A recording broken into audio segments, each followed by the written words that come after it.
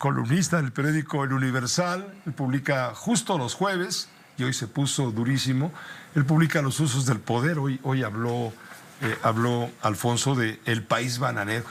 No vamos a hablar de eso aquí, pero léalo usted, por favor, se la recomiendo. Alfonso, bienvenido, ¿cómo estás? Bien, Pepe, buenas noches. Gracias, Alfonso Zárate, también es presidente del Grupo Consultor Interdisciplinario, es una firma especializada en estrategia y comunicación política. Maestro, te hemos convocado, Alfonso, te hemos convocado hoy para hablar de la trascendencia de esta sentencia contra Genaro García Luna, el exsecretario de Seguridad de Felipe Calderón. Se está enviando, ¿qué mensajes se están enviando? Y ya viste cómo se ha complicado y ahora resulta que el culpable de todo, absolutamente de todo, es Felipe Calderón. A mí me parece que hay que subrayar un hecho, que la justicia en Estados Unidos, como la justicia en México y en tantos otros espacios, está contaminada por la política. Yo creo que lo que hemos observado en este juicio nos muestra la falta de pulcritud y de apego a lo que debe ser un proceso judicial. ¿Por qué digo esto? Porque las acusaciones a García Luna señalan que a lo largo de 10 años estuvo protegiendo al cártel de Sinaloa y que a cambio de esa protección recibió millones de dólares. El problema es que no aparecen los millones de dólares. El problema es que no hay evidencias de este nivel de enriquecimiento del que supuestamente se benefició en la colusión o en la protección al cártel de Sinaloa.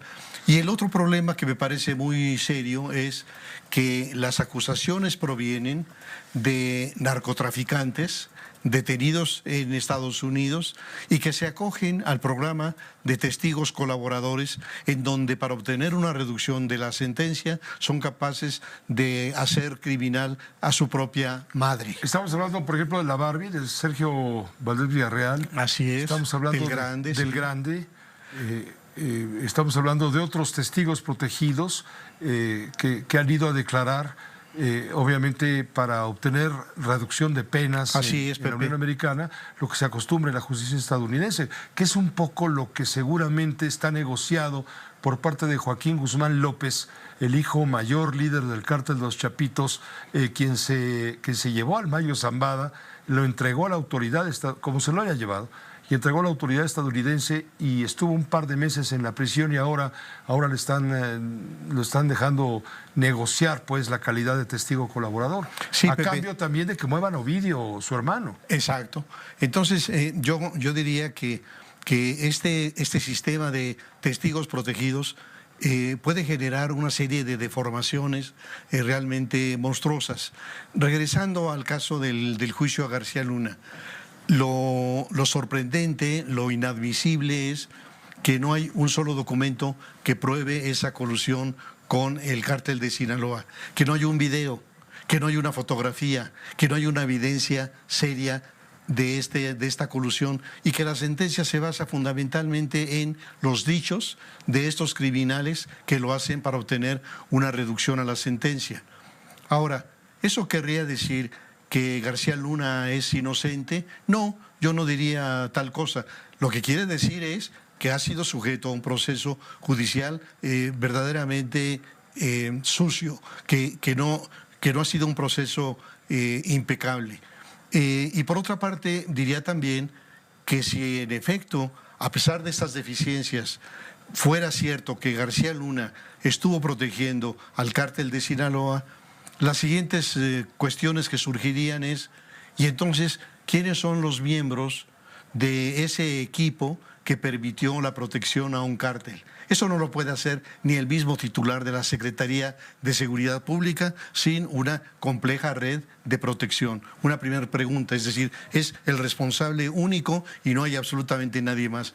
La otra, ¿y qué decir de los órganos de inteligencia del Estado mexicano, de la inteligencia militar, de la inteligencia marina, de la inteligencia civil, de la inteligencia en aquel tiempo de la Procuraduría? Quiere decir que ninguna de estas instancias tuvo evidencias que le presentaran al presidente en aquel momento, a Felipe Calderón, Y esto me permite decir otra cosa, Pepe. Hay una sabiduría popular que dice, y el presidente López Obrador en su momento lo sostuvo, que el hombre más informado de este país es el presidente de la República. Eso no es cierto. No solamente diría que no es cierto, sino que inclusive el presidente es uno de los personajes más mal informados que hay en el país. Y la explicación es muy simple. Basta con ver cuál es el nivel de control del número de dependencias que dependen directamente del Ejecutivo. Casi 20 secretarías de Estado, organismos gubernamentales que le reportan al presidente de la República. Si el presidente solamente se dedicara a la atención, al acuerdo con cada uno de ellos, no tendría una forma de gobernar. Y el otro elemento importantísimo, imagina que al escritorio del presidente llega el reporte de inteligencia del Centro Nacional de Inteligencia. Pero llega también el reporte del Ejército, y llega también el reporte de Marina. Y de la Fiscalía. Y llega también el de la Fiscalía. Bueno, si el presidente se dedicara solamente a leer esos reportes, no tendría forma de gobernar.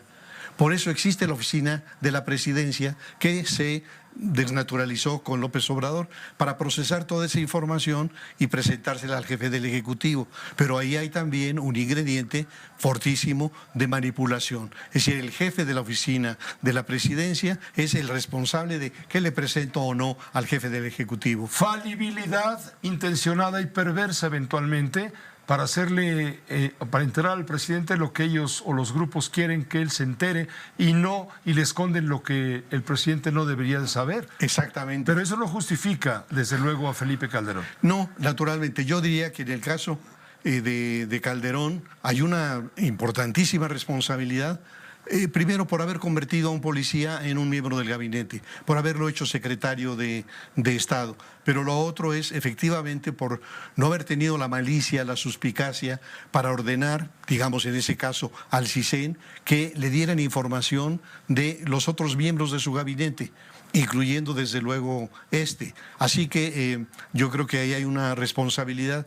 Pero escuchaba la entrevista con Rafael Cardona y él ponía el ejemplo de Willy Brandt, que tenía de cerca a un espía de la otra Alemania.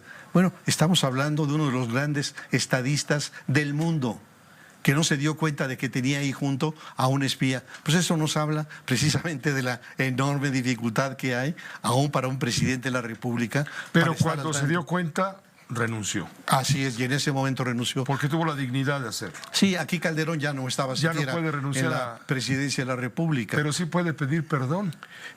Sí. Como le pidió la presidenta de la República, ¿o se equivoca Claudia Sheinbaum? Yo creo que...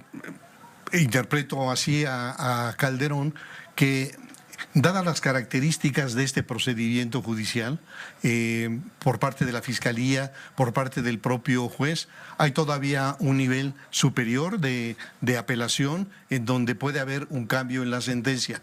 Pero lo más importante es que existe un nivel de enriquecimiento de García Luna que podría derivarse de otras cosas.